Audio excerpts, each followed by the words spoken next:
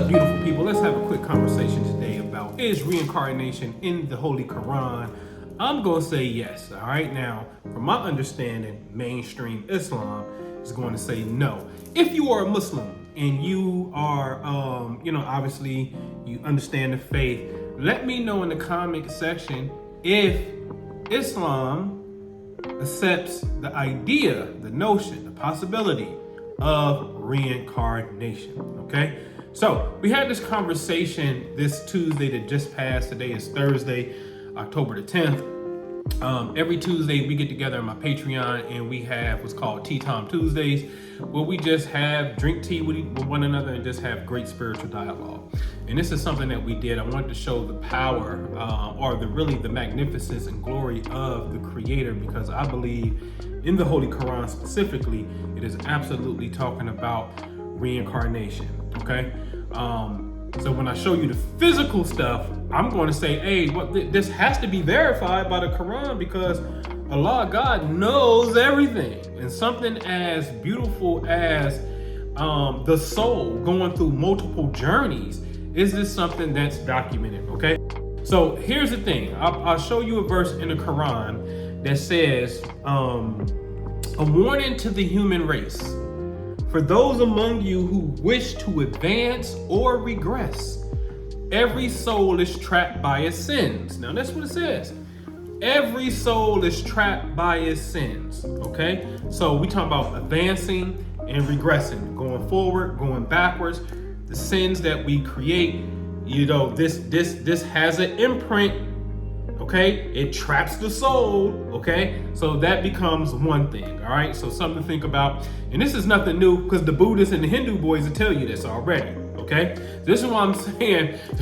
There's a verse in the Holy Quran. It's probably my favorite verse ever, and it reads along the lines of, if we wanted, we could have made you one believing people, but we gave you different rights, different customs.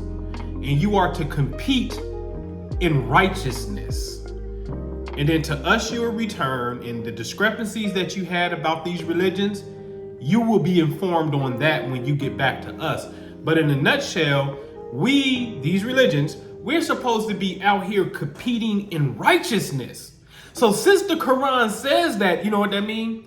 The Quran has an understanding and an acceptance of all religions. So therefore, Buddhism, Hinduism, in the concept of reincarnation, that's something that Allah surely has to know about, because He's all wise and all knowing.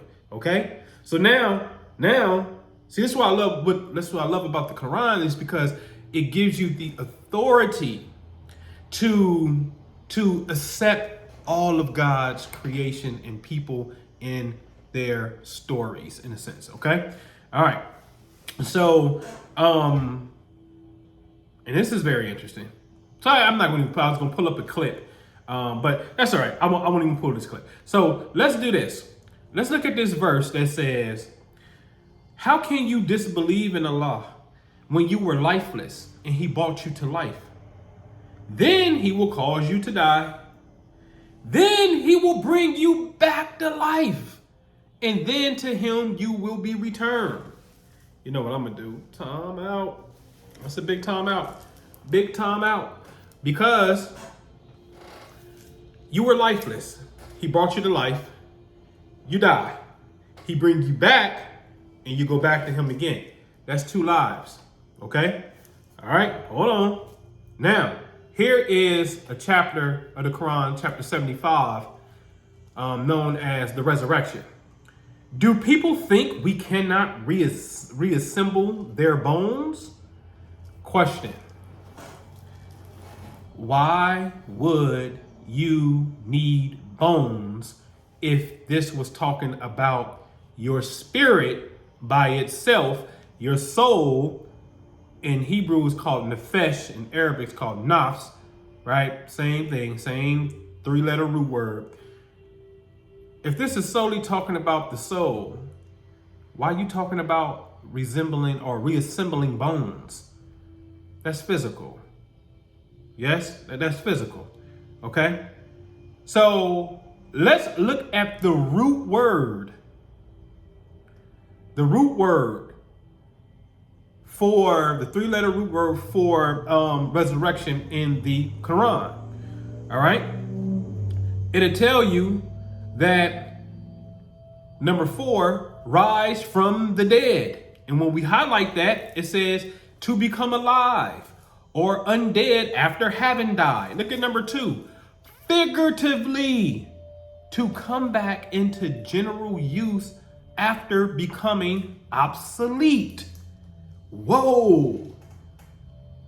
Also means to stand up perpendicular as well. So this is telling us that the root word, quam, the first 3 letters, right, that make up the word resurrection, literally deals with to become alive or undead. Now, I wonder, and again, Muslim, I'm really asking these questions, right? Because I really want to know. Are we taking this real figuratively in a sense? Like, oh no, this verse is talking about Allah has the power to bring you out of your grave if he wanted to, although that doesn't happen. The only time we ever got that story is with Isa, with Jesus, peace be upon him, right? It's the only time we ever got that story of being risen up out of the actual grave. And it's just talking about the power of Allah if he wanted to.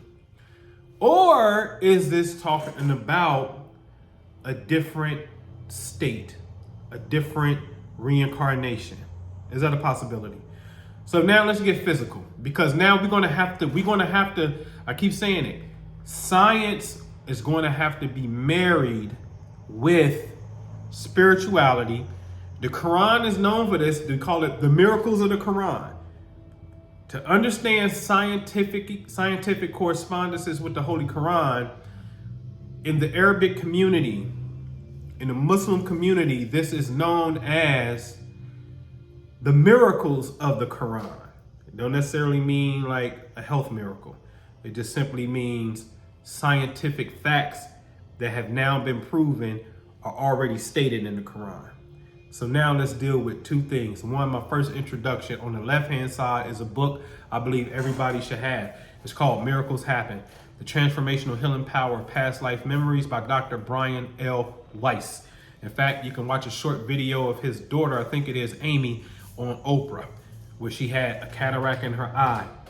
And all of a sudden, when she was in a state of an advanced relaxation state, she was able to get into her subconscious, the soul's memory, okay, to become one with the nafs, the soul, and get into there. And she discovered that she was burned at the stake in the previous incarnation. She saw a clear vision when somebody put fire and burned her face, burned her eyes.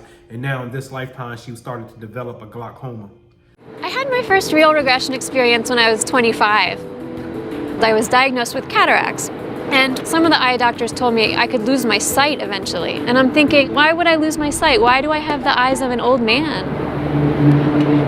So one day my father came to do a workshop at the hospital where I was working.